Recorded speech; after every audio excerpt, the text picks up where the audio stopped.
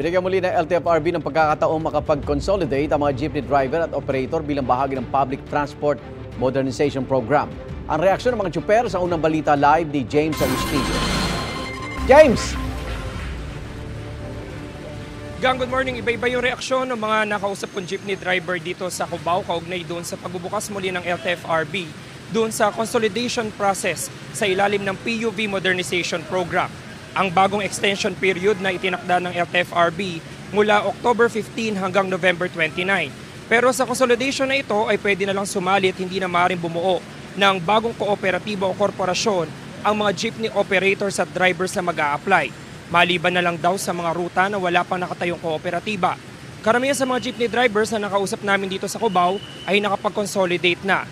May sticker pa nga sila ng kinabibilangang kooperatiba. May ilan namang hindi pa rin nakapag-consolidate, gaya ni Mang Marcelo na ang ruta ay Cubao Remedios. Kahit daw nagbigay ng bagong extension period ng LTFRB, hindi pa rin siya magpapakonsolidate. Hindi po, hindi na ako magpapakonsolidate kasi yung mga samaan namin hindi nag-consolidate po.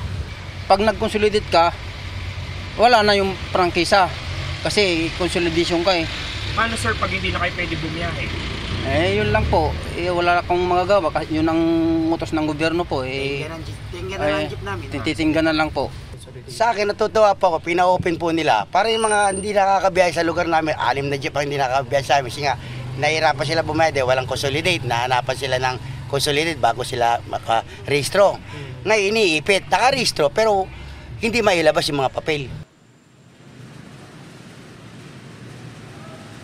Samantala, igang sabi ng TFRB, makakatanggap ng one-time fuel subsidy na 7,000 pesos yung mga traditional jeepney drivers na magpapakonsolidate hanggang November 29. Yan ang unang balita mula rito sa Quezon City. Ako po si James Agustin para sa GMA Integrated News.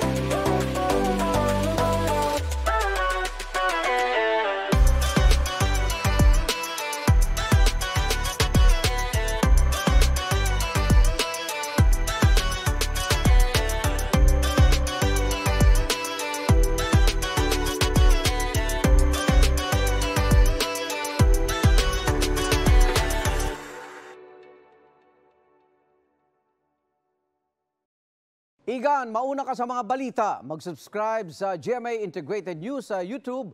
Sa mga kapuso abroad, subaybayan nyo kami sa GMA Pinoy TV at sa www.gmanews.tv.